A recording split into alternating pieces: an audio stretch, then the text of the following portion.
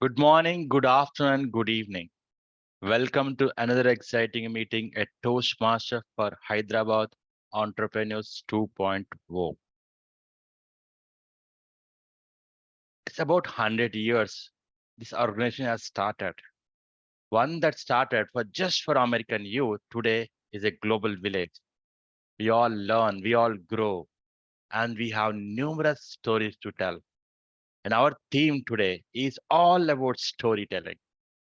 And we have a great keynote speaker who has come here to tell some stories, are going to teach us how storytelling can be used to sell. I'm not going to reveal part of it, but for now, we'll go into the meeting and the end we have that keynote. Before I dwell into the meeting, let me invite the role players who are going to help us today. Toastmaster Manasa is the timer for today. Manasa, do you want to quickly show how you're going to help us as the timer for today? I'm the timer for today. So I would be displaying the virtual timing cards, which is gray. And for prepared speeches, the timing is 5 to 7 minutes. So at 5 minutes, I'll be showing green card. At 6 minutes, I'll be showing yellow. And at the 7 minutes, I'll be showing the red card. There will be a grace period of 30 seconds before and after the speech. And for table topics, the timing is 1 to 2 minutes. At 1 minute, I'll be showing the green card, 1.5 minute yellow, and at 2 minutes, I'll be showing the yellow card. The red card. There is a grace period of 30 seconds at the end. Thank you. Thank you, Manasa. We follow the time because unless you respect somebody's time, people will not respect you. And that's what you learn in Toastmasters. You would travel on the road, and then when you keep playing with those gates and brakes, what happens? The car starts jumping and you don't like the bumper ride. Just like that, if you are not using words properly and start using crutch words, then you have some difficulty. And our counter for today, Toastmaster Nisar, is going to help us in that. Nisar, can you please explain your role as an counter? Thank you, Radiant Raghu. My role is more or less explained by Raghu, but nevertheless, I have to give an introduction. As Raghu rightly said, all of us have this habit of when we forget something, we try to remember, but that is reflected in our speech by saying or you pause. Many of us also have this habit of saying so, or basically, actually. We say it so many times that we don't realize that this is happening on a regular basis. So I am the man who is going to record or write down all this crutch work, and I'll give a report at the end of the session. Thank you, Radiant Raghu. Wonderful Toastmaster Nisar. And then this role is what I call with love, the English teacher of the day. And Toastmaster Rayla is going to help us as a grammarian for today. Rayla, can you please introduce the word of the day and explain your role as the grammarian? Thank you, General Evaluator Raghu. Good evening, every one of you. It may be good morning in your place also. So greetings to everyone. I have two distinct roles today. One is word master and another one is grammarian. And as a word master, I would like to introduce word of the day and idiom of the day. So I have decided that since it is story tells the theme, so I've come up with something that will relate about some stories. So the word of the day is anecdote, which means a short, amusing, or interesting story about a real incident or a person. And the idiom of the day is at the drop of a hat, which means immediately. And I'm sharing the word of the day, idiom of the day, and their meanings with an example in the chat box. So I would like you guys to have a look at that, and it would be so great if you can use it in your speeches or when you want to speak. And as a grammarian, I will carefully listen and make a note of all the grammatical errors, and speakers would I'll give good suggestions for Havani. And when I'm called upon G later on, I will give my report. Thank you, G. Over to you. Thank you, Toastmaster Rela. Life is all about learning and growing. And in each part, somebody or elders or somebody narrates the story. As soon as we talk about stories, it reminds me us of our childhood, doesn't it? Grandparents sharing their anecdotes, or somebody telling us the stories that inspired us, that motivated us, that gave us something to learn from, to grow from. Now, today, our speaker, prepared speaker, Toastmaster Kamesh, has some stories to narrate as part of his prepared speech. Before inviting the speaker, let me invite the speech evaluator, Ravindra Verma, to give his speech objectives. Ravindra. Thank you, Toastmaster Raghu. Well, Toastmaster Kamesh is delivering L1P2 evaluation feedback for speech as part of his pathway strategic relationships. Speech title is Turn Your Challenges to Opportunities. Well, the purpose of this project is to present a speech on any topic, receive a feedback, and apply the feedback to a second speech. Speech may be humorous, informational, or any style that he chooses. But I expect him to deliver a well-organized speech on any topic.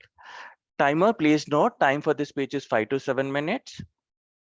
Toastmaster Kamesh, turn your challenges to opportunities. Turn your challenges to opportunities. Toastmaster Kamesh, over to you.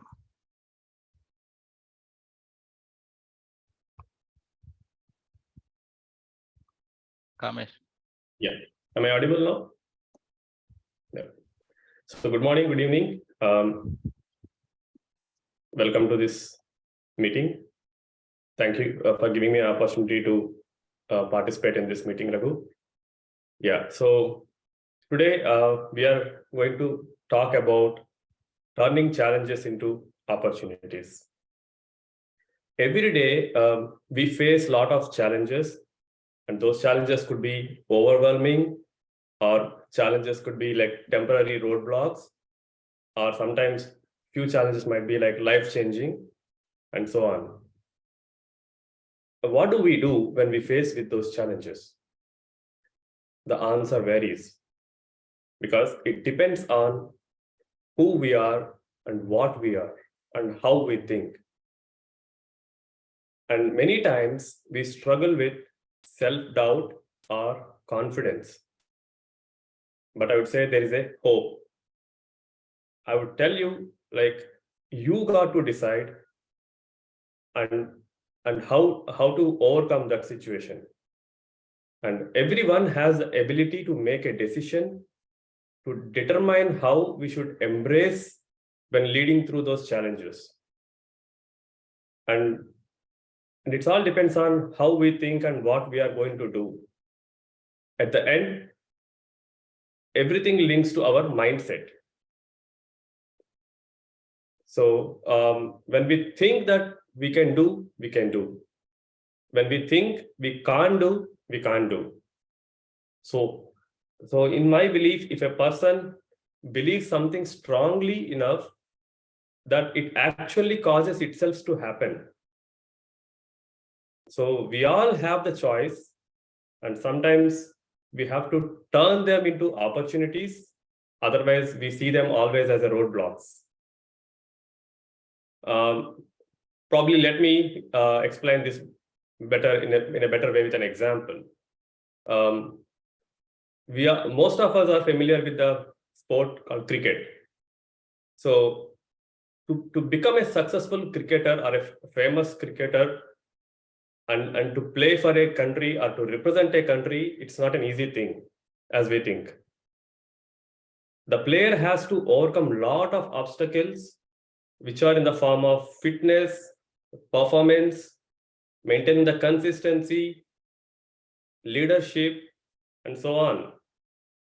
if the player overcomes these and start playing for a country, the story is not done, because every day lot of challenges still he has to face and he has to overcome that, because it's a continuous process, in my opinion. Because he has to make sure that he is fit throughout his journey. He has to maintain the consistency. He has to choose the right game and contribute at the right time and meet their management expectations, meet the fans' expectations, and a bunch of things he need to carry throughout the journey to become a successful player. So in this process, what are the things that we need to focus and embrace when leading through these challenges? So the first thing is self-care, which is a key in the form of proper sleep, healthy food, being hydrated. And the second thing is decision making. Don't take too much time to make a decision.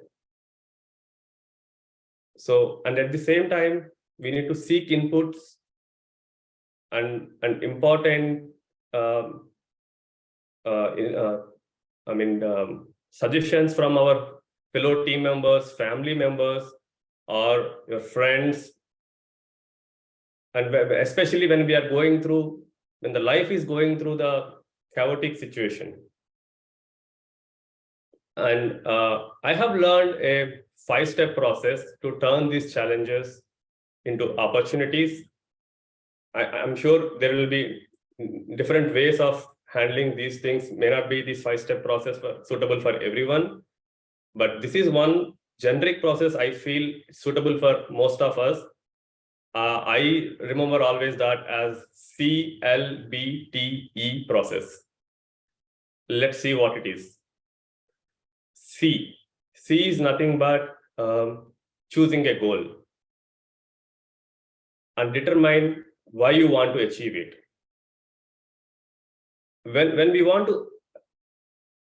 we choose a goal, it's not always like reaching that goal. Sometimes we have to excel in that goal. So I would say always focus on one goal at a time.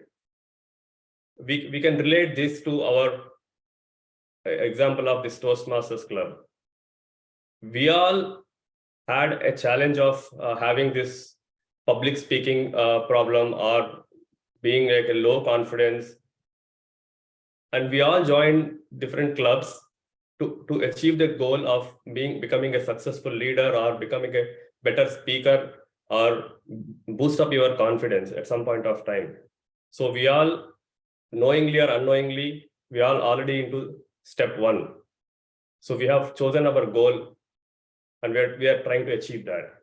The step 2, to become a successful speaker, for example, to list down everything, what needs to happen, like participating in these Toastmaster meetings or delivering speeches, seeking the inputs, implementing the feedback. So there are the list of things that we need to consider to achieve that goal. And step 3, brainstorm all the obstacles that are going to happen when you participate in this journey. Like you may not be able to attend a specific meeting, or you may not be able to find a proper mentor, so and so on. So brainstorm what can happen what can you see as an obstacle when you go through this journey. And the step 4 is turn all obstacles into strategies. So the strategy could be joining the right meeting, choosing the right topic. It could be many things, right? So find your opportunities and map them to proper strategies. And then finally, the step 5 is to execute them. That's all we all are doing. And most of us have already done, and they have become a successful leader or a distinguished Toastmaster as of today. So I believe this 5-step process is suitable for most of us, which is like easy thing. To conclude, I would say stay focused, be positive, and turn your challenges into opportunities. Thank you, everyone. Turn your challenges into opportunities. What a wonderful topic for your speech today, Kamesh. I would request everyone to share your feedback with Kamesh in private chat. Timer, please give me 1 minute and let me know when it is complete.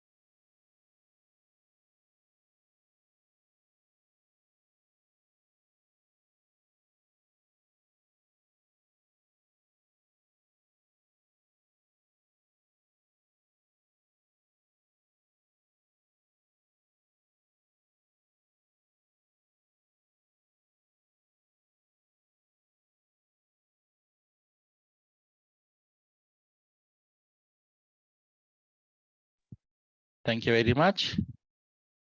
Now for the guests who didn't understand what is this section about, we have a prepared speech section where we have a curriculum pathways program where we follow certain aspects of preparing your speech and what does it help us in organization skills. And we have so many instances in our life, in our professional and personal background, where you need to go prepared, whether it is raising a toast in a marriage or whether it is going for a prepared presentation in your office, or whether you're going as an entrepreneur and presenting your idea to your customer. Every place you have go prepared. This is the part that helps you prepare for that. But then life is not a prepared speech always. So many times you have to talk on the spot, on your toes, especially when your wife asks you something on the spot. Where were you last night, dear? Or something else, your son asks some difficult questions. There's so many things. Your boss asks you for update or something, anything. That 1 to 2 minutes makes a lot of difference. And guess what? Toastmasters is a fail-safe program which helps you prepare for that with this beautiful technique called table topics. And today our table topics master, Toastmaster Amanda, joining from China, is going to help us with that. Amanda, you have time for 5 table topics. Please use that. Can you hear me? Voice is little low. Can you hear me? How about now? Can hear, but it is very low. No? But we can try. Oh, okay. Sorry. I'm in a fast food restaurant, so my background is a little bit noisy. Good evening, everyone, and welcome to our table topic session. Today, we will be playing a fun game for make up a story by a photo. In this game, I will show you a photo, and you will have to make up a story based on what you see in the photo. And the story should be created, imaginative. And remember, there is not right or wrong. Let's get started. I'm going to share my screen.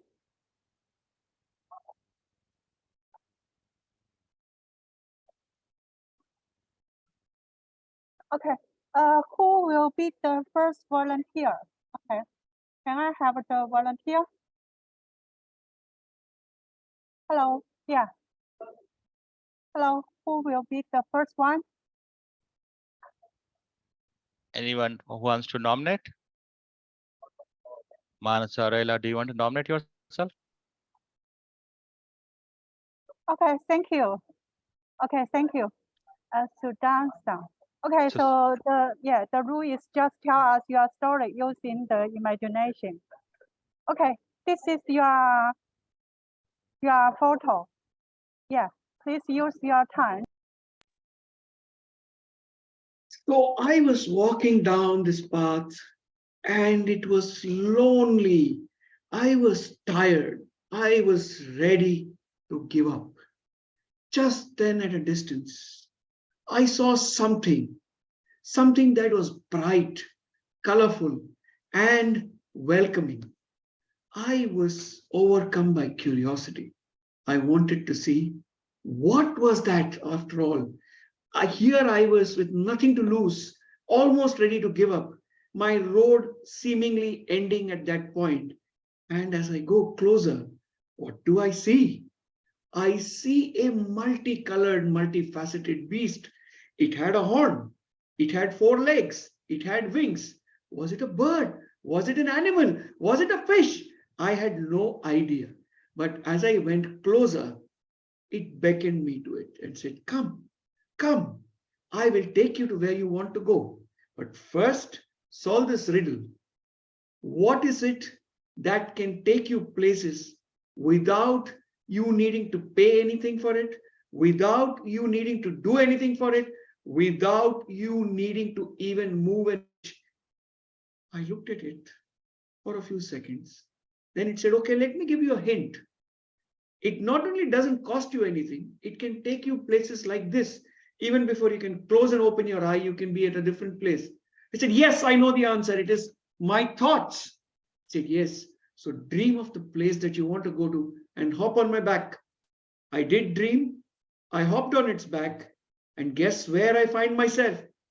In this meeting for Hyderabad Entrepreneurs today. I had no clue I'm going to land up here. I landed up here amongst all of you, riding on the back of this Pegasus, and hopefully I'm going to have a lot of fun today. Back to you, Madam Topics Master.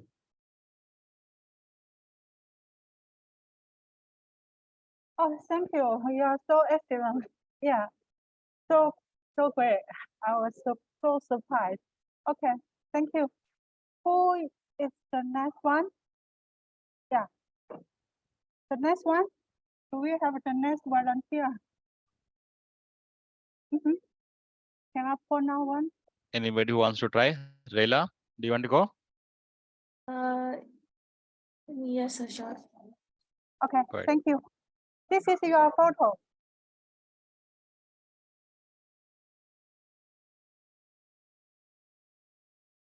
Am I audible and visible? Yes, you are. Yeah, as the picture also says that looking at this one, I really feel that the child which is in the picture is looking for some hope. And oddly, it reminds me of some movies I have seen where there is a child who is being abandoned by her parents at a train station, and she's trying to find food for her daily life, and she's been living with all the children who are abandoned similarly like her, and they are trying to find hope. And from that there they move to a slum. From there they go to various places working and all, and from there coincidentally a boy comes from a slum area and goes to a competition called Slumdog Millionaire, and he goes and attend Who Wants to Be the Next Millionaire, and his life changes after he has been through that. So I just get that there is hope for everything. Even if you are at your lowest points of your life, I feel that there is a hope as long as you believe in yourself and you continue to make an effort to move forward. And as of this child, I don't know which movie is it from, but or from where that picture is inspired. I hope that child also finds her hope, believes in herself, and grows to be a strong, independent individual. Thank you, everyone. Over to you, Amanda. And thank you. Yes, yeah, we need to continue our life. Yeah, never stop giving up the hope. Thank you. And the next one, please. Toastmaster Nisarg wants to try. Okay, thank you. Okay, the moon. Aha, nice moon. Thank you for the picture, Toastmaster Amanda. This looks interesting. I run a design company, and the image that I see in front of me is a good piece of imagination. where an antelope, or let me zoom in. Yes, it is an antelope, which has a beautiful backdrop of a moon, and the imagery shows as if the tree has grown from the horns of the antelopes on the moon. It's such an interesting concept. It's just like the imagination of an artist. An artist is a person who can imagine anything, just like the horse, which our keynote speaker spoke of. The interesting thing in his concept was that he could think and fly on the horse. Here I am thinking and I'm seeing a beautiful antelope standing on a hill. It's as if this antelope is standing on a planet and expressing itself in the sheer orange color in the backdrop, in the horizon, as well as on the moon. If you look at it more closely, I see that there is a child's face on the moon through the antelope's plant that I see. Again, if I still go ahead and zoom in, I see two birds. So it's more of how a designer can imagine. It's like Chat GPT. You just tell the AI that you create an image with an antelope and moon, and here you have a creation right in front of you. So I believe your imagination can really take you places, just like the horse that Mr. Seshadri spoke of. Thank you very much. I enjoyed being a part of this table topics. Thank you very much. And thank you for giving us a very beautiful story for this photo. So the last one, please. Do we have the last one? Yeah, this is Pawan, and I can go. Okay, thank you. I think this is a celebrity, a very beautiful woman, but I don't know who she is, but I think she is quite beautiful. Okay, it's your show time. Okay, yeah. Good evening, fellow Toastmasters and guests. So the image given to me looks like, I think she's a Hollywood actress, Halle Berry. So she's famous for many movies, like she acted as a Bond girl in one of the James Bond movies. And she also acted in a movie called Catwoman, and that was nominated as the worst movie of the year. But that doesn't mean she don't know acting.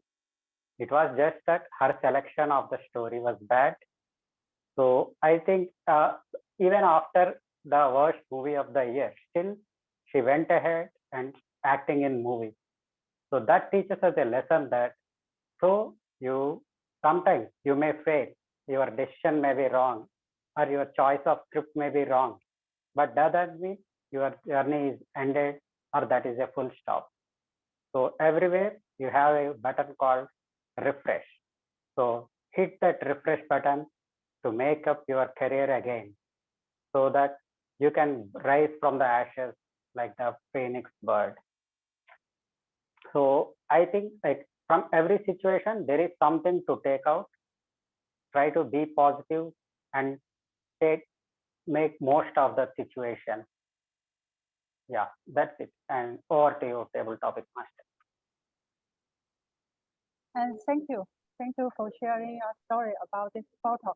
So this will end the table topic session. Sorry, I had to apologize for my background. Sorry. Okay, go back to Toastmasters.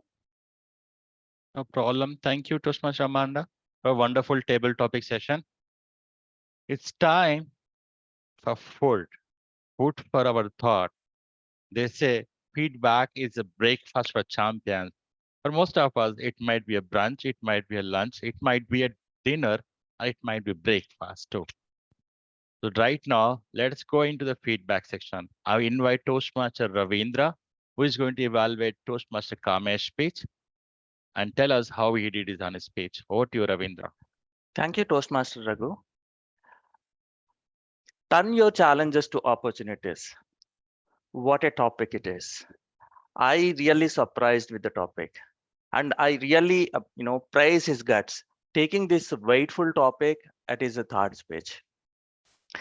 Well, I'm going to talk about what he has done well and what areas that weakens the speech, and any suggestions I'll provide it over there.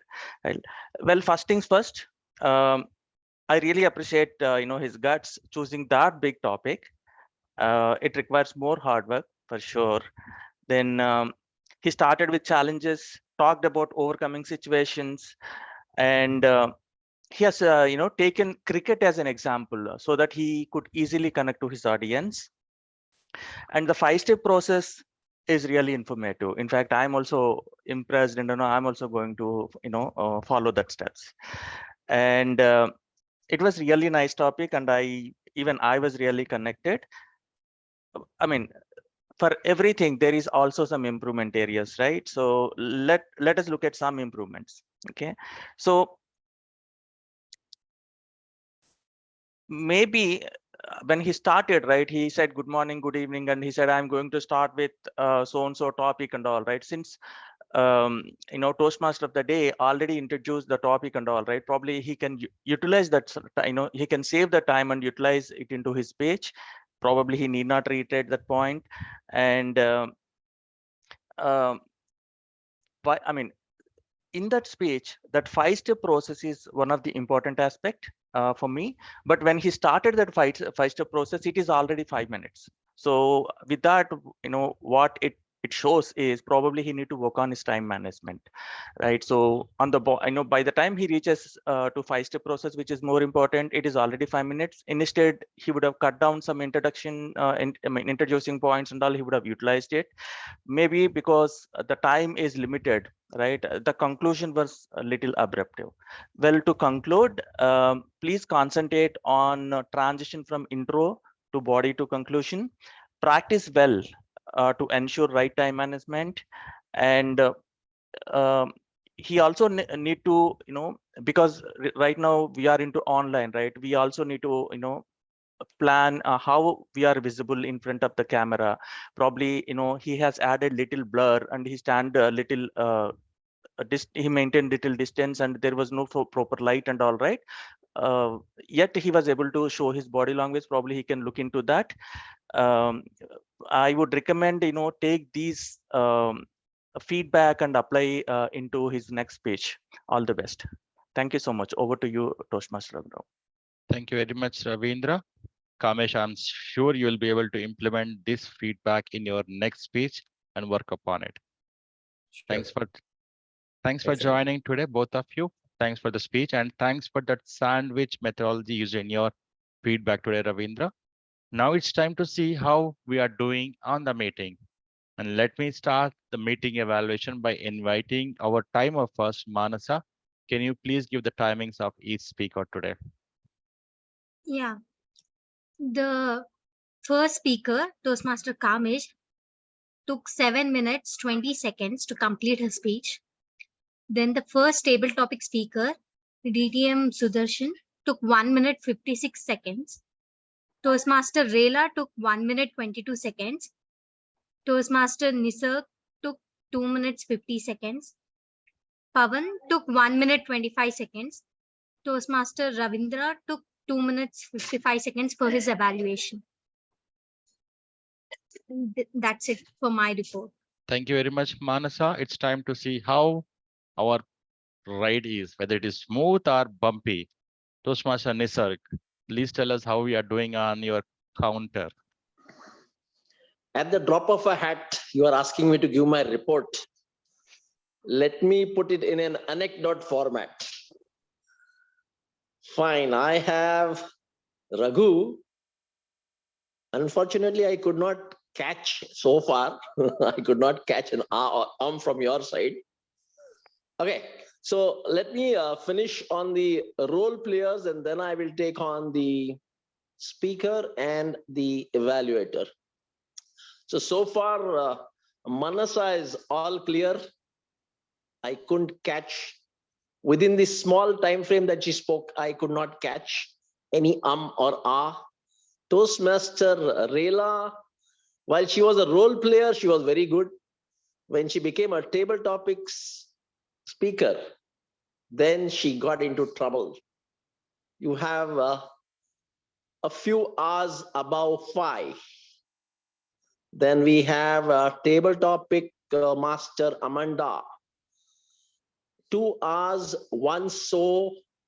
I believe this word is used in Chinese. Yeah. though I captured that as well. That was 3 of them. And you have a habit of saying this multiple times. So that I captured as 3. Though I could not hear me say ahs or ums, but I still feel that I should also take me into consideration and give myself 2 hours, which I might not have captured.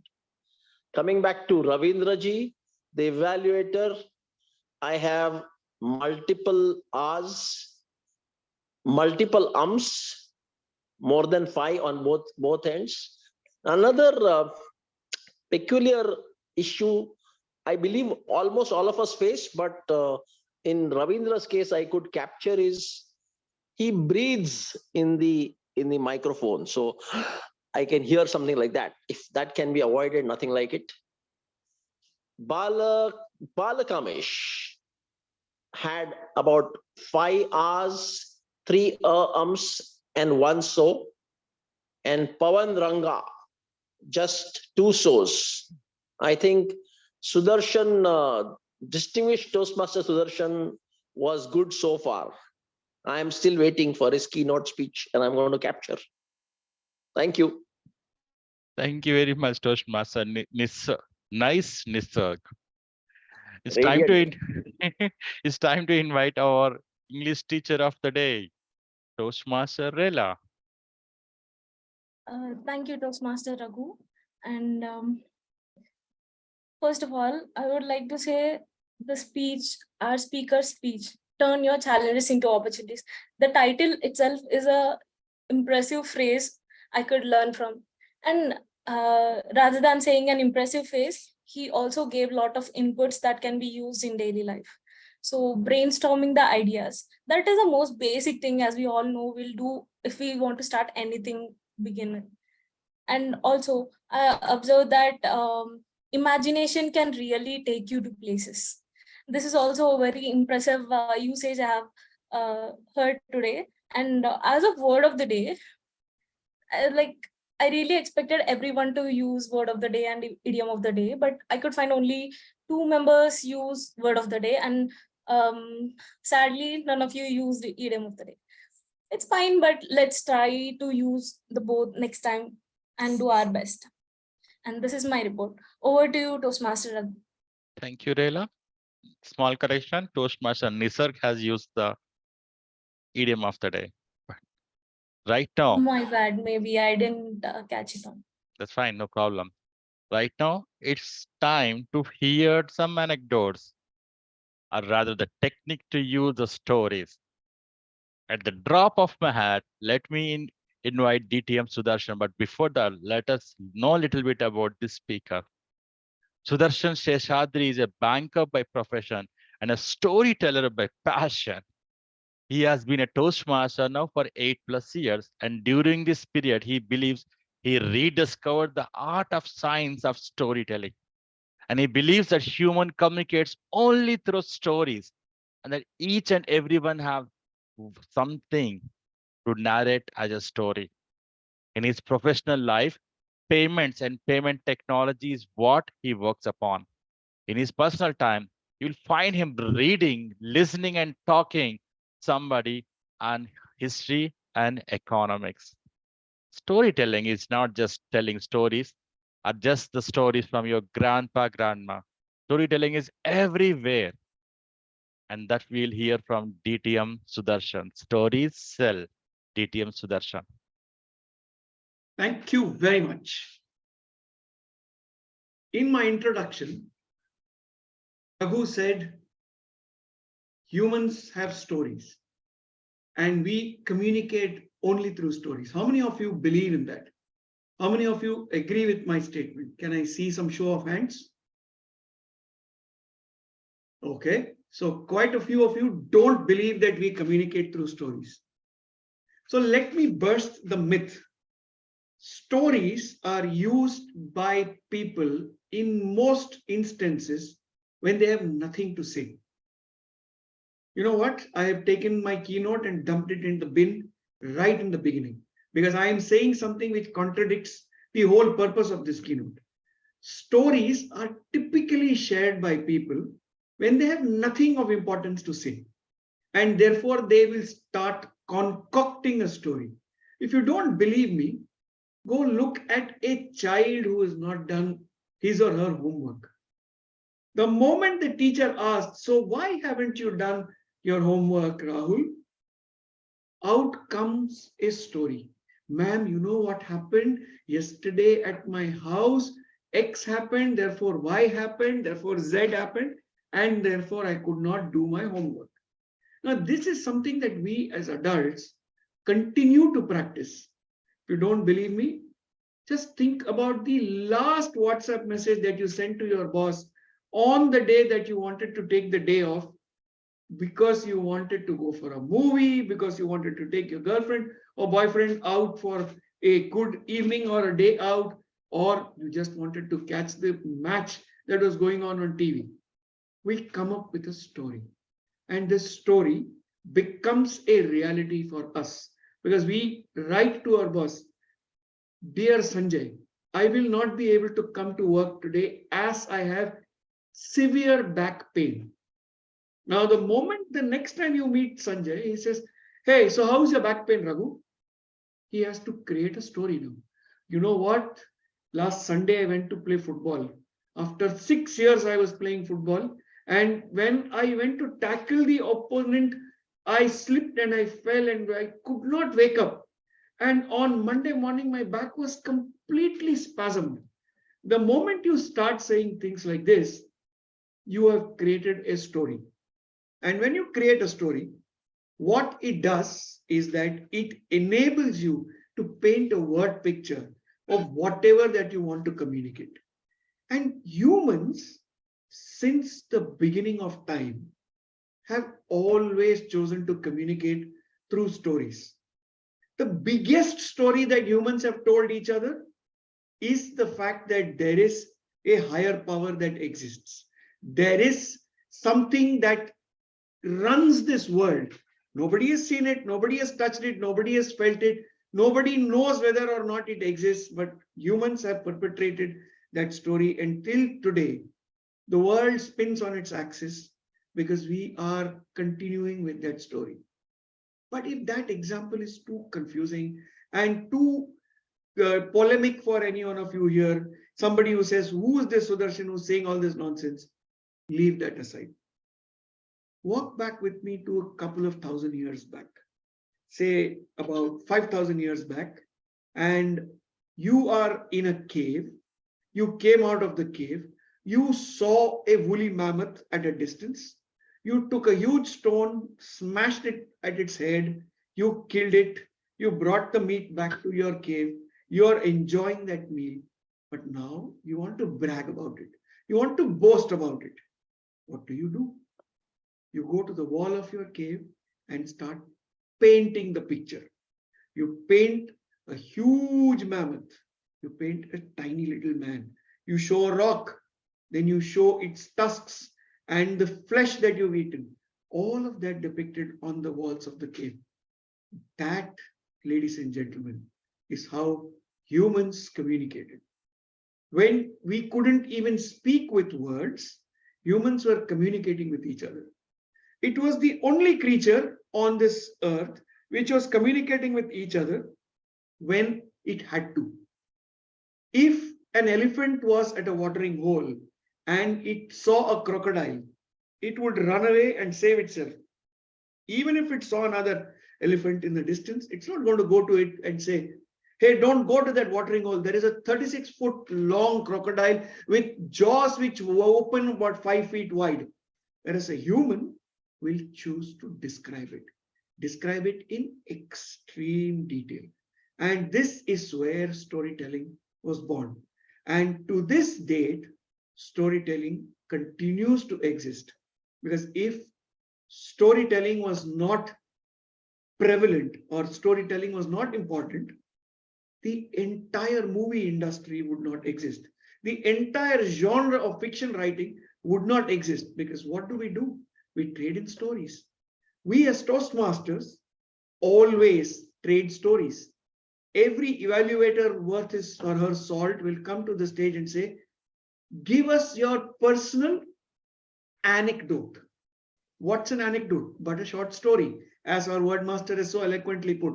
At the drop of a hat, every Toastmaster either creates a story or comes prepared with a story or goes home with a story. So if stories are surrounding us all over the place, and if stories are so prevalent and so commonplace, then why am I here talking to you about storytelling? And that too, storytelling for business. But before I begin talking about that, let me talk to you about my own journey as a storyteller. Toastmaster Raghu in my introduction said, I have learned the art and science, or rediscovered the art and science of storytelling. But to know what storytelling meant to me, you need to walk back with me to circa 1970 something, maybe 1975, 76, 77, somewhere around that period. I was a little boy, this high, one of the naughtiest children in class. So much so that invariably my teachers would find me either sitting on top of the class cupboard, or pinching the bottom of a girl sitting next to me, or pulling somebody's hair, etc., etc., etc. I was a handful, to say the least. And in this atmosphere, teachers would find it extremely difficult to conduct their classes. Because after all, in a classroom of 25 to 30 students, if there was somebody disrupting the class, the whole class gets out of hand, out of control, and the teacher has to resort to either screaming, shouting, or something a little more intelligent. I so vividly remember that particular day. It was raining outside. Petri shore was all around us because it was, I think, the first rain of the season, and the smell of earth was so evocative. My teacher, Mrs. Saroja, walked up to me, grabbed me by my wrist, pulled me along, and said, come with me. And I was petrified, to say the least. I thought my days of fancy-free, footloose raconteur is all done and dusted by the time I've reached grade 2. I am going to be marched up to the principal's office and told, don't come to school from tomorrow. But what she did was something unique. She took me into a dusty, musty room. She opened the door and said, sit here on a blue-colored plastic stool. And she said, sit quietly and read this book. She put in my hands a book with the words, The Ugly Duckling, written on top of it. At the bottom, it says, a story by Hans Christian Andersen. I could, even at that age, read. And I started reading the story. The teacher had a peaceful 20 minutes in which I finished reading the book, but I did not know how to come back to class.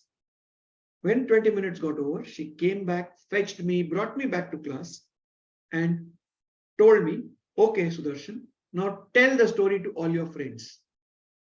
That day, Toastmasters and guests, a storyteller was born. Because after that opportunity to stand in front of a bunch of kids and narrate the story, the duckling became an eagle, the eagle became Superman, the Superman became Iron Man, and the Iron Man became Archie, and the Archie became Hardy Boys. The stories would not stop because I saw an opportunity to transport myself and my fellow listeners from where they were to where they could be and where they should be and where they must be. This irresistible pull that I created left me in awe. But as they say, all good habits have at some point of time to meet what is known as what do you need to do, what is expected of you. So as the classes rolled on and I started learning more of mathematics and science, somewhere along the line, storytelling got left behind. Left behind to the extent that for the next 35 odd years, I hardly shared stories. I still kept reading, but I never shared a story with anyone because I thought it's silly. You're a grown man. There is no reason for you to start telling stories to people. Come straight to the point. Till one fine afternoon, when I was summoned to my super boss's office and a note that I had written got returned to me and said, "What is this? What do you want me to do? You're asking the bank to invest about $2.5 million on a 2-page document? You must be off your head. What's wrong with you, Sudarshan?" But I, on the other hand, was feeling this document has so much potential, so much of data that it should have been signed yesterday. Why am I being questioned? I am giving you a financial monetary reason to invest in the latest platform, which will transform our customers' relationship management. And yet I'm being told 2-page document, take it away and rework. And that afternoon, I rediscovered storytelling. And today I'm here to talk to you about what is storytelling for business? Why is it important? How does it relate to you and I, whether you're an entrepreneur, as this club stands for, whether you are an employee on the journey to become an entrepreneur, or you are someone looking forward to sell your business as a unicorn and retire on the back of the $1 million plus that you're going to take away into your bank account. Storytelling is imperative, it is inescapable, and it is something that is a force of nature which each of us need to embrace and control for our benefits. So let's start at the very beginning. What is a story? A story, in my definition, and there are plenty of it on the internet, my personal definition of a story is it is a vehicle. It is a vehicle that takes your message of a better future and delivers it through a medium of words. That is a story. A story is essentially a statement of the future depicted through ebbs and flows of what you choose to communicate. Therefore, a story has a beginning, which is a current state of affairs. A story has a promise, which is a end state of affairs. A story has conflict, which is why you can't reach that end state while you're in today's situation. A story has characters, different individuals, which could be people, processes, situations, resources, name it, and any of those could be your characters in a story. And a story has a climax, a point at which that's if you don't take the right option, the outcomes are not going to be what you want it to be. Therefore, when you take all of these ingredients, shake it up properly, hey presto, you have a story. And you, who is narrating it, becomes the storyteller. So how do we harness this potential in order for us to sell our stories? Have you watched a Disney movie? Any Disney movie? Anybody? If you can in the chat put a name of a Disney movie that you watched, it'll be great. Or if you can just, yes, Rayla, if you can just unmute and tell me, which is the last Disney movie that you watched? I watched a Disney movie called Encanto. It's Okay. a story regarding family is more important than what their powers are. Like they Absolutely. get powers from a house they live in. So there is a time when the powers fade away and the head of the family feels like one of her grandchild is the reason the powers are fading away. Then later they get to know, she realizes that family is more important than possessing those powers. That is the Absolutely. Fantastic. Thank you so much for that example. So as you can see, this is a story which talks about a state of being, which is that be familiar, be together, and life becomes better. This is what we always need to communicate. So in business, if you go to your investor, if you go to your boss, if you go to your colleague, if you go to your superior or your subordinate and start saying these kind of stories, they'll think you're off your rockers. Therefore, you need to create stories for business which are distinct and different to what you do in your personal life. So how does it change? First and foremost, let's look at some don'ts. One of the don'ts is when you are only talking to the left side of the brain, which is when you're only talking with data, only talking specifics, and only talking about what can be the outcome. For example, you can go and present to somebody that I will sell and I will achieve $1 million this quarter as net revenue. Your believability factor is going to be between 1 and 2 on a scale of 1 to 10, because you may have past track record, you may have other attributes as a good salesperson, but your believability factor is not very, very high. But when you are able to take this data and marry it with what is it that you're going to accomplish, it suddenly becomes a little more believable and it starts appealing to both sides of the brain.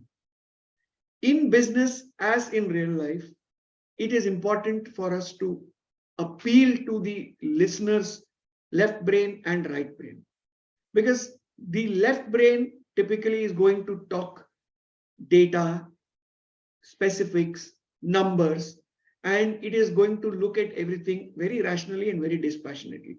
Whereas the right brain is going to look at the softer aspects of things. And when the two connect and when the two talk to each other is when your believability goes up. And when your believability goes up, you suddenly have an audience which is willing to appreciate what you're trying to say. Just think about a situation. If today we relate the story of a Bill Gates or a Zuckerberg or a Steve Jobs and say they started out by dropping out of college, going into a garage, writing a few lines of code, coming out and convincing the whole wide world that this is going to take you to a better future, was that journey linear? Did they only talk about their prowess as coders or as designers or as somebody who could harness data points to create something new out of it? Absolutely not. Do you think an investor is going to invest on something of that kind? An investor invests in an individual. Investments are typically done into a person and not a product or a company. A company is a collection of individuals. And you would have seen, and many of your entrepreneurs here, you would have seen many meetings that you go for. You come out of the meeting knowing nothing is going to happen. The people listening to us have not believed us, so we don't think we will succeed. But some meetings, you come out of the meeting knowing that you've connected at a personal level. And when you think back, you will realize that you've connected only because you sold yourself. And the best and the only way to sell yourself is through a story. When you appeal to the person's intellect as much as the person's emotions, you have won the battle. Because that is when you take decisions to put ink on paper, to write that check out, to make sure that this investment comes in. And that is where an investor typically transfers from a pure investor to a mentor for the business. And this is where business storytelling really takes life. Take any movie that you see. There is a writer who's written a script. That writer takes the script, goes to a director. The director visualizes that script. Once the director visualizes the script, that is when the director goes to a producer and puts the vision on the producer's table and says, if I visualize this and create this, it can be a magnum opus. Do you think the producer is at that stage looking at, okay, this is RRR, I will invest 35 crores in it. And if I invest that much of money, I can get a 2x return. And after all taxes and costs, I'm going to net 2 crores. Is that the way the producer is looking at it? The producer looks at it from the grandeur, from the vision of the director, from the passion and the clarity of the director. The director is looking at it from the clarity, vision, and passion of the writer. So it is a story that transcends. And therefore, in business too, that's exactly what we need to do. So first and foremost, in business, we start with stating a problem that we have identified, a problem that we have thought of, and a problem that we believe we are best positioned to solve. Unlike other stories, a business story starts with a problem statement.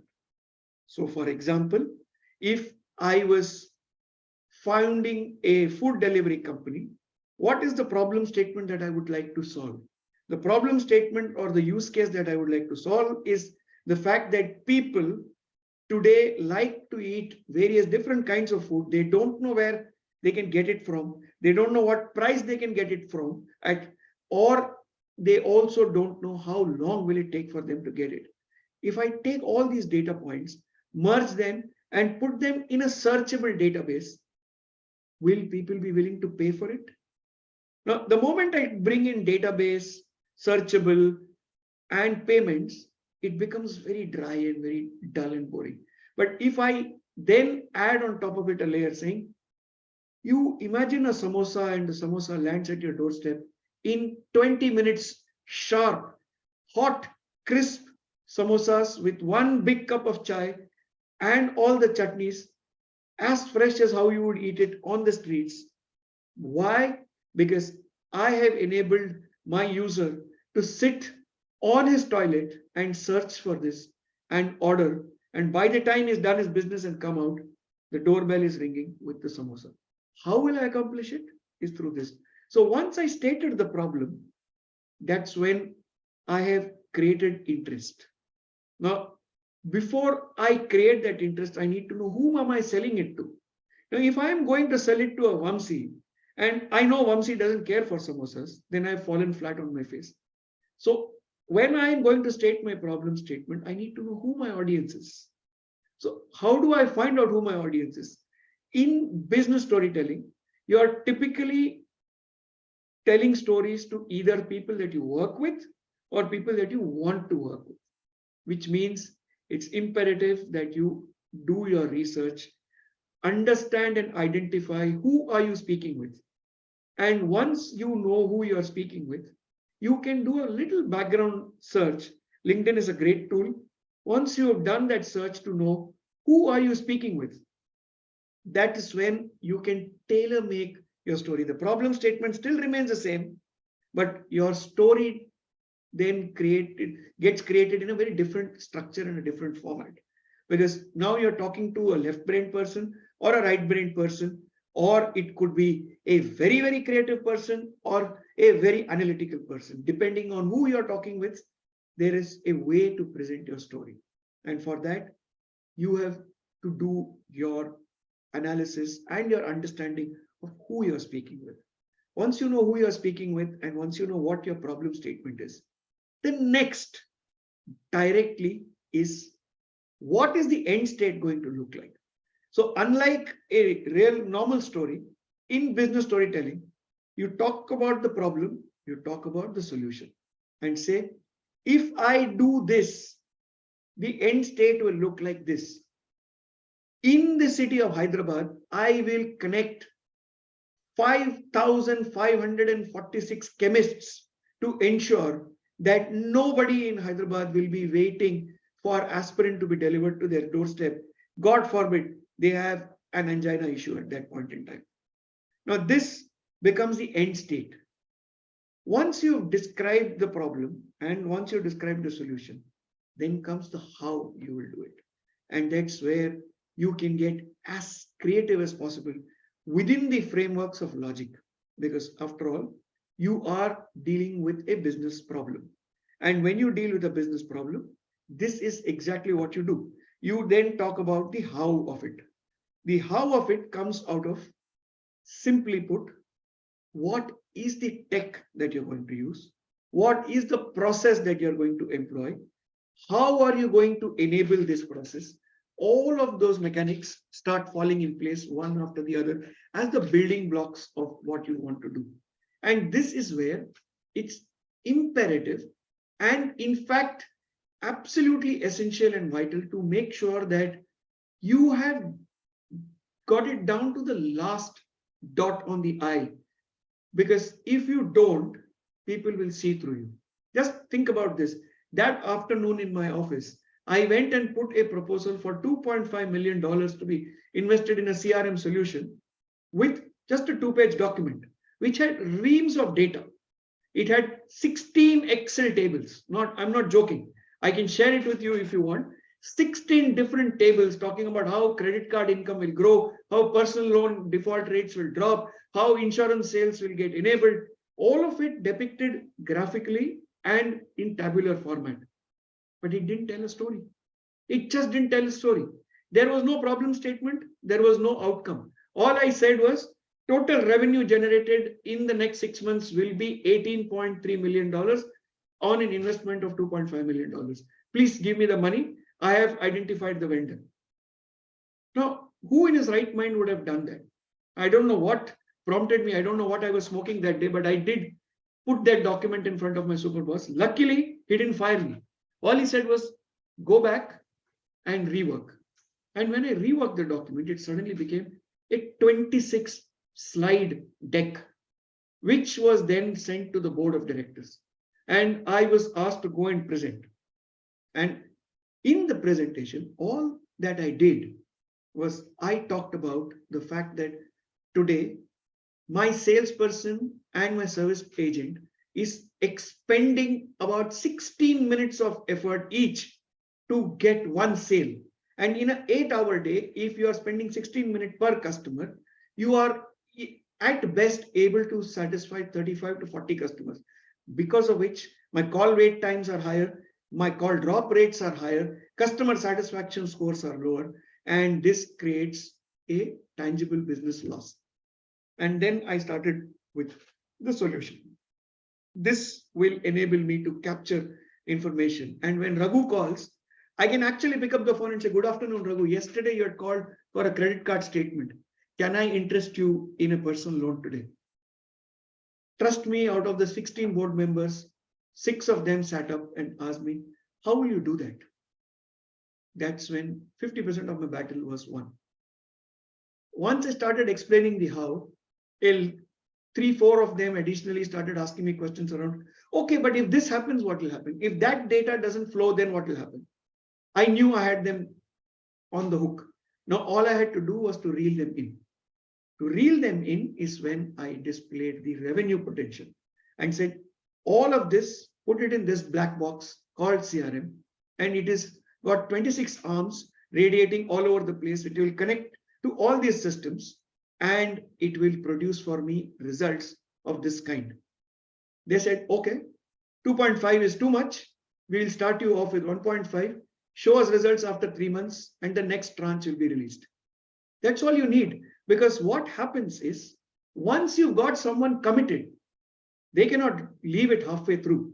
If somebody has spent 50% of the amount of money that you need to spend on something, the remaining 50% is bound to come. And that is what you want in business.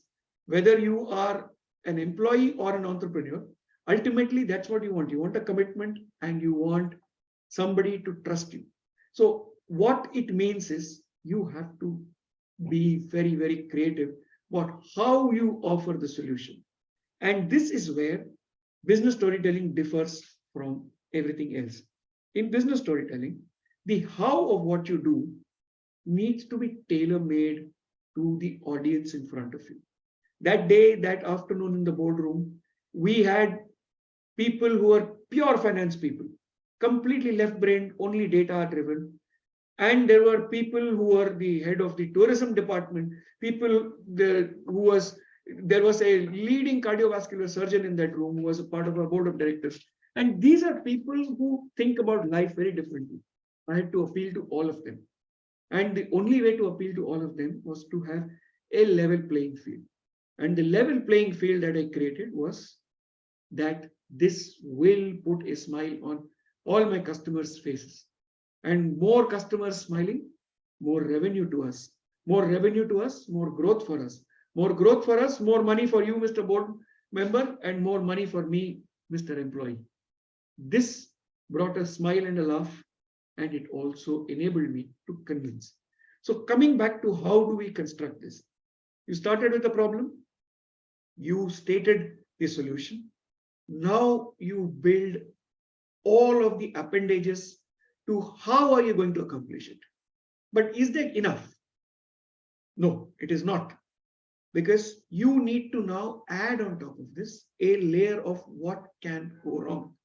Because the moment you create that climax as to if X doesn't happen, if Y doesn't happen, these are the pitfalls and perils of our journey. And then what are the mitigants to this? How do I mitigate? So I know what are the risks I have identified. How am I going to ensure that these risks don't take place? Now, these things, if I take together, that's when the story becomes credible. The story becomes real. The story becomes believable. And that is when the person listening to you has a potential to ask you questions. So you must have noticed a couple of things that I'm doing right now. I'm asking you a question, but I'm not giving you a chance to answer. I'm moving on.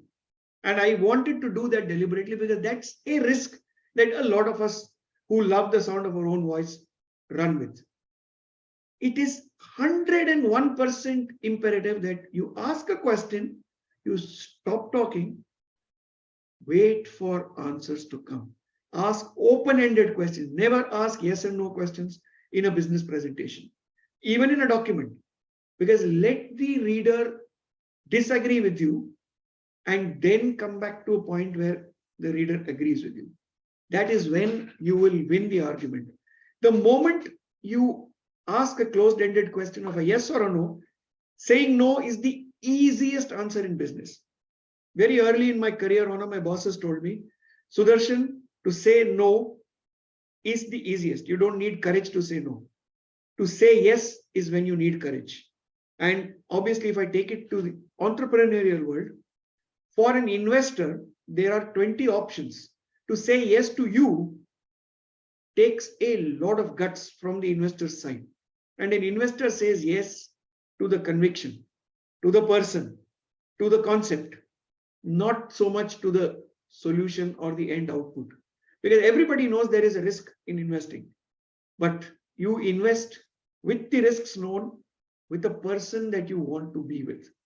And that is where you will need to be able to talk about why you will fail and what these failures will mean and what, in your opinion, is the safety net that you're creating.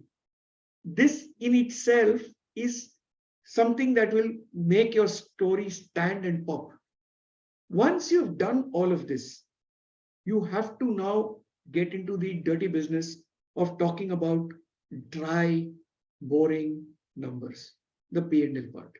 And once you get to this part, it is very likely that your story can come crumbling down if you've not got the homework behind it right.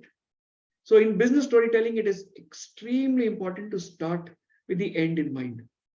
Start with your balance sheet first, start with your P&L first, and then create the story to fit the P&L. If you do it the other way around, you will be caught out, you will be treated as a phony, and you will not get a single dollar of investment coming your way.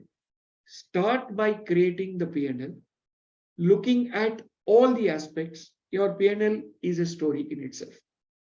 I can take a balance sheet of a blue chip company right now and display it on the screen, and I can take a balance sheet of a startup and display it on the screen, and I will be able to tell you a story about both of them. And that's what a good chartered accountant does. He takes the numbers and constructs a story. So in business storytelling, the problem statement emerges out of your P&L. Once you got that down, that's where the solution also sits. When you have the two things in place, the gap from problem to solution is the how, why, what, when, and where, and how much. Once you have all of that in place, then you talk about what if. Once you've touched upon the what ifs, then you talk about what if, so what? What if, so what will I do? So if I am at a crossroad, will I take the left or the right, or I will keep walking in the middle and create my own road? That is your mitigant. Once you've done that, then you've gone to the end state. What's in it for me? Always, always, at every stage of the story, what's in it for me is something that has to be on top, as the cherry on top of the cake, because nobody is doing charity. Today, I am here in this forum, not as charity. I want to test out this script. I want to test out this message. That's why I'm here. There is something in it for me. And if there isn't something in it for you, you will not call me back. So I have to always think about what's in it for my listeners. And that is where this story takes its legs. Its entire being now starts moving. And once a story moves is when you create momentum. And once you've created momentum is when you create affinity. Once you've created affinity, you create credibility. After credibility comes buy-in. After buy-in comes trust. After trust comes results. So this is the arc of how a business story travels.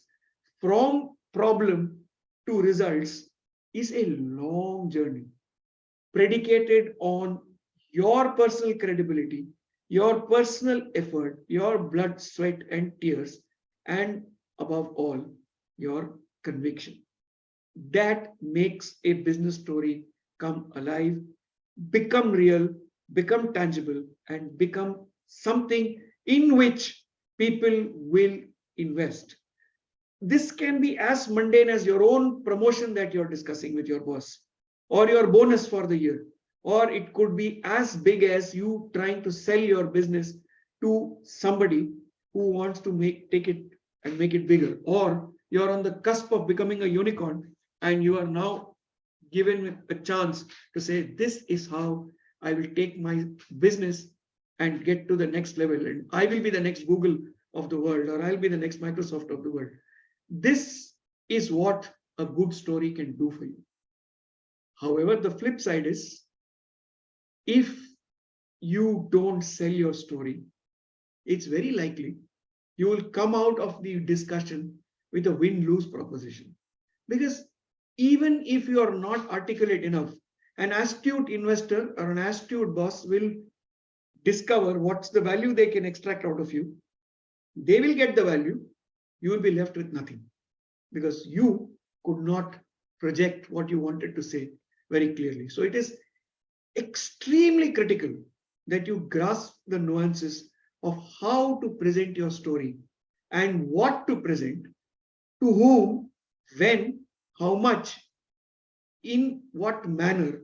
All of that put together is when your story will really sell, you will sell, and you will achieve what your goals are. So this is a very high level view of what business storytelling looks like. It is a dry subject, but at the same time, it comes alive when you put in all of the elements that I've been speaking about for the last, I don't know how much time, but that is what creates interest, makes it relevant, and makes it tangible for anybody to look at you and say, this is a person, or this is an idea, or this is a concept that I am going to support, and I'm going to put my money where my mouth is. I'm happy to take questions at this stage if there are any. And if there are none, I would assume that you've all understood everything, and then I will start asking you all questions. So anyone for any questions?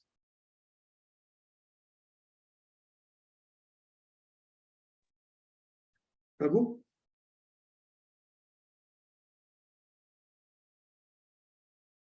Vamshi has questions. Yeah, Vamshi, yes. Thank you, Sudarshan, for your wonderful key points. I have one question, like when I'm in the software world, when you are talking to anyone, like the leadership, like is the storytelling is like in that aspect, it will be helpful for us to Very get much into so. them. Very, very, very relevant in the software world, because ultimately software is yet another lingo or language that we use to communicate. So in the software world, especially if you're in a non-client facing role and you're communicating to your leadership team, you are either communicating a problem as to why a certain delivery cannot happen, or you're communicating to them a different solution to what was initially envisaged, or for that matter, you're presenting a debugging report and saying that these are the number of errors that have created. If you take an agile environment and where somebody who brought the business story to you, based on which the SME created the document on which you developed, and once you developed and tested the solution as a tester, you're now discovering bugs, or you're discovering that what the business story was and what the output is not right. And you have to communicate it to the stakeholders. It's important that you create the story. It's important that you use the same technique to say that this is the problem, this is the solution, and this problem got created because of these reasons, and this is the way we have developed the solution. It is not exactly the same, but I am almost there, and therefore give me 15 more days to develop, test, and present the solution. So it works in every facet of business, in software more than anywhere else, because I run my own software team, so I know exactly what happens. Every day an SME is coming to me with a story. Most of the time I have to tell them that don't tell me stories, because you're only telling me stories, give me a solution as well. The problem happens when you don't have a solution to offer. The big mistake that we all make, especially in the software world, is we go with a problem without a solution. And that's where people then start doubting your credibility, because nobody wants to talk to someone who's constantly bringing negative news, and that's the issue. Got it. And like generally, I'm the leadership role. Generally, what happened, like some vendors, like generally, I'm working with some vendors. They are arguing like mine is correct, and they are telling their stories, like to, in the world, like they are doing something and they are projecting their self, like that is causing the business. Right now, I'm in the position of the communicating directly with the clients and business, like it's how, like when you are communicating to the business or higher leader directors, how will you add that value to the business? How will you, is it like here also like building the storytelling also, is that fine, or like what you no? So let's take a very real example. Let's say I am your vendor. You had given me a piece of code to develop. You had given me an API to develop. I have understood something. When I got the contract, I told you, yes, I got everything. I developed something and I came back to you, which is 25 days late and which is 50% incorrect. And now I'm telling a story to you saying this happened, that happened. There was power failure in my office. My 3 engineers quit on me, etc., etc. You cannot go to your leader and say this is the problem. You have to go with a solution mindset. Solution mindset would mean you understood from me what I was trying to say, identified what can be done to recover from this, put in place all the basic infrastructure required to find the solution, then go to your senior management and say, this is where things went wrong. This is what I'm going to do. and this is the action that I'm going to take. The credibility therefore becomes stronger instead of just going and saying that vendor Sudarshan messed up everything and now we are delayed by 20 days. So please, Mr. Client, bear with us. We will come back to you with a solution. And I see this happening pretty much every day. A lot of people come with only the problem part of it. The solution is there in the problem, and a story will ensure that you actually look for the solution when the vendor is coming and saying why, what, when, where, how he failed, or why he needs more time. Because the vendor is obviously coming to you and saying, I need 15 days more because of X or Y or Z reason. That's his story. But you have to be able to then decipher that, understand what the root cause of the problem is, and create your own communication upwards. Especially since you are a leader, you are afflicted by stories because you are getting stories which are excuses. A story is not an excuse. A story is a solution. An excuse is just one part of the story. It is the problem. And we all rely on that excuse part of it. We don't take it to the solution part of it. And that's where problems start multiplying and magnifying. I hope I've answered your question. Yeah, got it. Generally, in some cases, they're telling the different way also, like communicating to higher management, that will be in a softer way. I thought it like to give it to the inputs on that note to the higher management, like the storytelling. I thought it like, is that useful for in that case? Yeah. Yeah, it is. So very simply put, to the higher management, you as a leader don't want them to take decisions. You only want them to support your decision. Because if the higher management is taking decisions, then you are not required in the journey, correct? Because if I'm sitting in the MD's chair and Vamsi is coming and telling to me that this is a problem, and I am taking a decision which Vamsi is implementing, after 3 days, I will think, then why do I need Vamsi? I will do it myself, no? I will talk to the software engineer myself and I will solve the problem. Why do I need somebody in middle? That is where it is important for you to get endorsement for your solution that you have created. And that is where you have to be able to sell that story. So you go to your higher management and say, this is the problem. This is the solution. This is how I'm going to reach there. All I want for you to do is to bless my decision. And if I am wrong, tell me where I am wrong so that I can correct it. But if not, give me your blessings. I will deliver the solution to you. That's what you want from your higher management. And to that, you have to share a story. You have to share a solution. You have to share a problem, and you have to share the how you're going to reach the solution. Got it, Sudarshan. In the same note, I have one more question. Like as a leader, like right now, promoting to the higher level, like how like the storytelling will helpful to promoting the new like in the highest like next role. Great question. Fantastic question. I think that is relevant to all of us, whether you are an entrepreneur or an employee. Ultimately, we all want to grow. Whether we achieve it or not depends entirely on the irresistible pull that you create for yourself. Who gets promoted? If you look at organizations, people that get promoted are people that have communication skills, correct? And I used air quotes to communication skills. So you are at the same level as, say, Ravindra, as Raghu. The three of you are in contention for the next role, and it's in the US. Raghu gets picked up and the two of you don't. Why? When you come out of the room, you will say, Raghu, no, he knows to speak very well. That's why he could apply butter on the boss, and therefore he got the promotion. But when you look dispassionately at it, when you analyze it, you will understand that the person who gets promoted is typically the person who knew to sell the story, who sold the story that you put me in that role, and I will demonstrate and deliver to you a much better outcome than anyone else. And that comes out of the fact that you go in with today's problem, tomorrow's state. How will I do it? What are the attributes that I have? What are the inputs that I need? And what are the perils of making me this? And how can I mitigate all of that? Now, this is exactly what it takes. So when you're sitting in that discussion, you don't get the promotion because you want it. You get the promotion because you sell it. Because you are as good as how you sold yourself.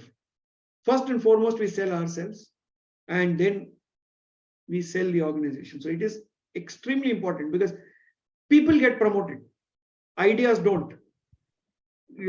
Concepts don't. It is individuals who get promoted, and individuals get promoted only when they can sell themselves to their senior management properly. And it is very vital. You should know who your boss is. When I say who, what personality type he is. How can you convince? What are the key attributes that you want to address?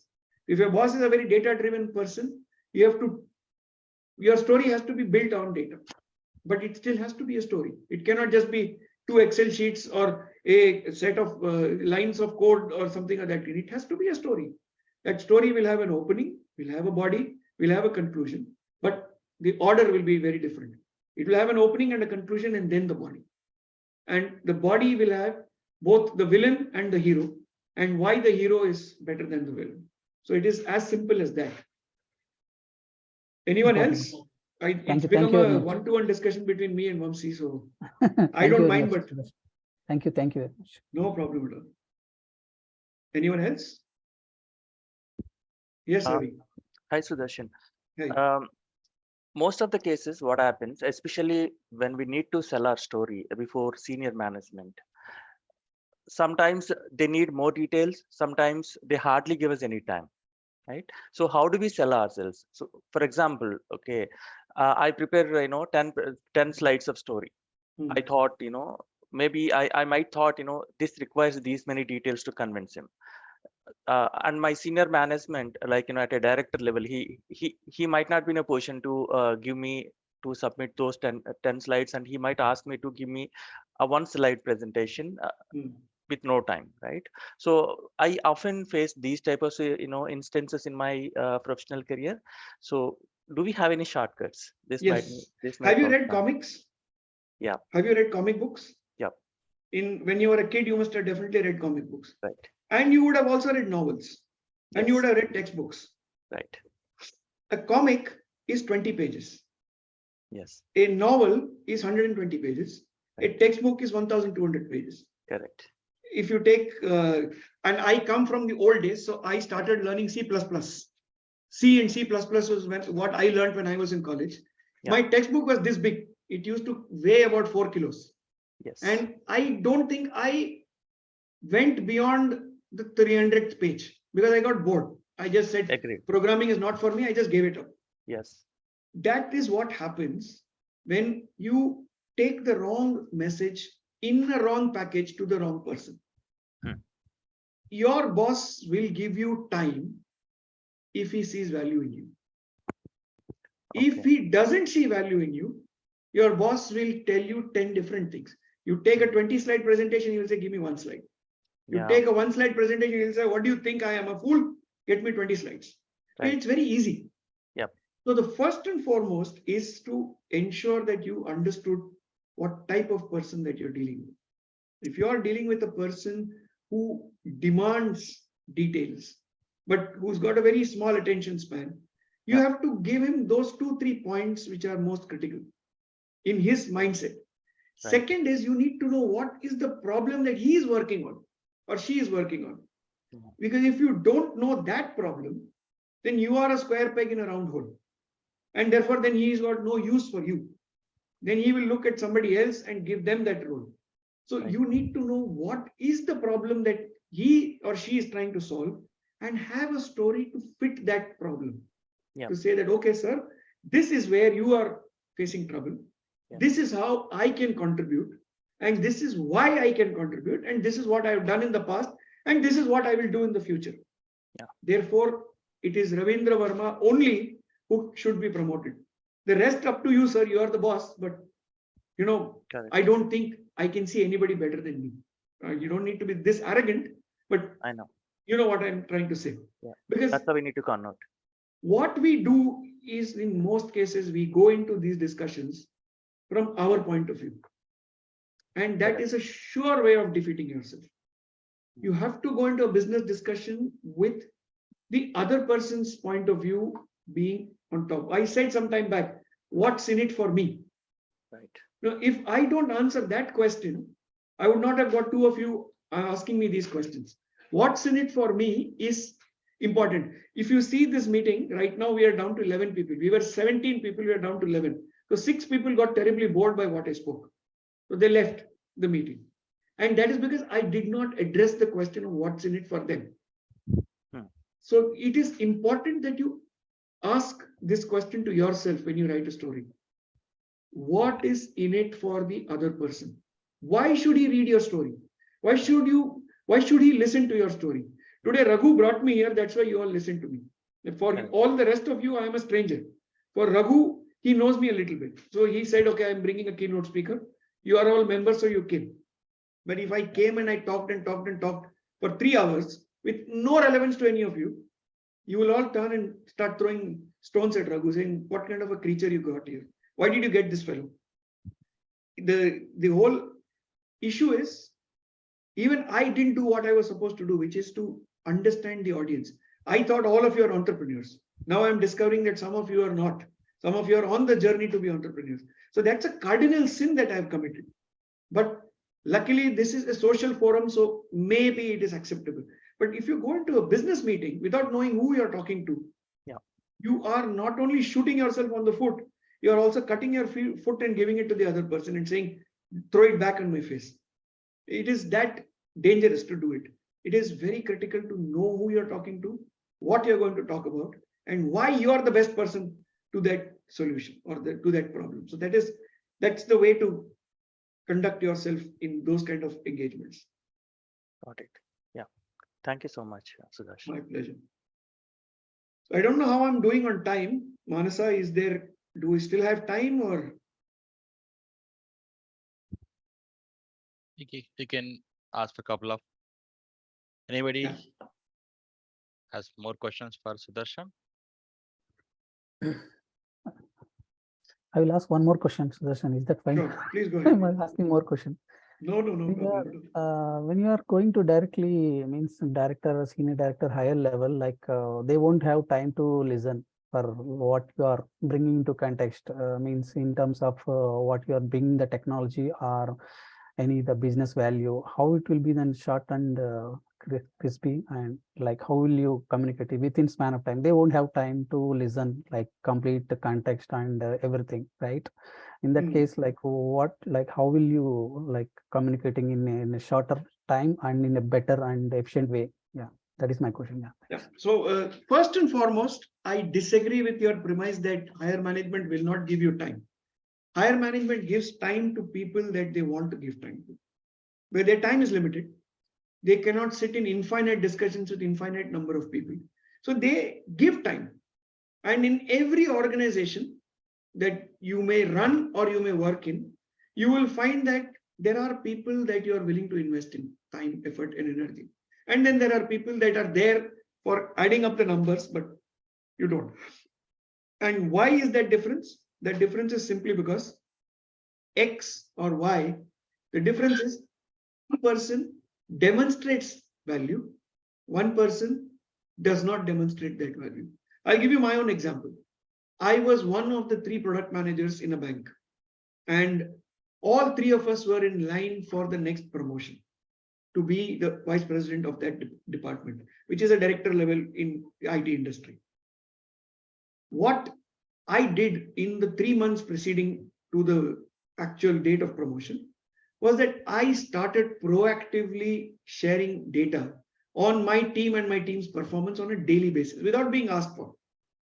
I did it for 7 days in the form of a small MIS, and below that I used to put a small 10-line summary saying, yesterday we sold so many credit cards, this was the balance growth, this was the repayment received, this is the collection status, this is a small synopsis of my business every day. I did it for 7 days. On the 8th day, I stopped it. Promptly at 11 o'clock, I get a mail from the super boss. Sudarshan, what happened to the daily report that was coming? I knew my daily report is being watched, observed, and read. Guess what they did? When the discussions started taking place, I took my daily report and first thing I said was, this daily report is what has enabled me to improve my performance in the last quarter. And my performance has gone up by 26%, which is nothing great. 26% growth in a quarter is not a big deal in the industry that I'm in. But it demonstrated to them that I was in control at the dashboard, and people knew that this guy is doing what he's promising to do. Automatically, the discussion, when it started, I could demonstrate to them why I am the right fit among the three of us. Why can I add value? The same problem, three of us, they said, we'll give you 15 minutes. I went into the meeting, starting at 12, ending at 12:15. I left the meeting room at 2:45. And that also because somebody was very, very hungry and they wanted to go and eat. And they said, please come back afterwards. But I knew by that time that the job is mine. The time given expands with the value you demonstrate. The value you demonstrate comes out of the story that you are selling. The story that you are selling comes out of the hard work that you put in while creating the story, knowing the variables, knowing the connections, knowing the solution, and presenting it in a very coherent manner. So senior management has no time, but they have all the time. And you have to find out how do you leverage that time to your benefit. And that only comes out of the way you sell your story. So it is as simple as that, because nobody has time. Everybody has only 8 hours at work, but they give more time to somebody and they give less time to someone else. The difference is how much are you able to demonstrate your value to someone else. And that comes out of knowledge, that comes out of work, that comes out of control over your surroundings. And it is easier at lower levels. As you grow higher up, the variables are too many. And therefore, you find it more difficult to build a correlation between all these variables. Therefore, you don't sound and look credible. So it is important for you to know what are the variables and how do they connect. What can you do to do all this? And Theo asked me a question. Thank you very much. No problem. Theo has asked me a question which says, what's the U-turn in my life? The U-turn in my life came through a taxi driver. So I was on the verge of getting fired from one of my jobs, and I was very depressed, and I wasn't in a position to drive my own car. So I took a taxi to come back home. And the driver looks at me sitting so quietly in the car and tells me, sir, can I tell you something? So I said, yeah, go ahead, tell me. What do you want to tell me? Anyway, my day has been horrible. You also add to the misery. He said, sir, I'll tell you only one thing. Even a Rolls Royce needs to go to the garage at some point in time. So if you are going through a bad time today, just think about it as your number of days in the work shed. But sir, do you know what happens to a Rolls Royce that goes to the shed? It comes out more efficient. It runs faster, it runs further, and it gives less trouble to the owners. So think about yourself also the same way, sir. Don't worry. If you are born, you will find your daily bread. So don't worry about that. Just keep doing what you're doing. You will be fine. So that was honestly a U-turn in my life, because that taxi driver who was probably grade 10 past gave me a profound life lesson, and that has stayed with me even to this date. And I use that liberally when I talk or when I write as well. So that's the lesson. So I think I've spoken for very long, and I bored the hell out of a lot of people, because I can see that the meeting strength has gone down to 9 people. So I will stop at this stage and hand it back to Raghu to take the meeting forward. Thank you very much, DTM Sudarshan. Doesn't matter with the strength, but we had a lot to learn from you. And I'm sure the learnings from you, we will be able to implement in our professional, personal life. With those stories, we will be able to make a difference in our and others' life. Thank you very much for being here. And thanks to everyone who was part of this team meeting today. Thank you. I'll stop the recording now.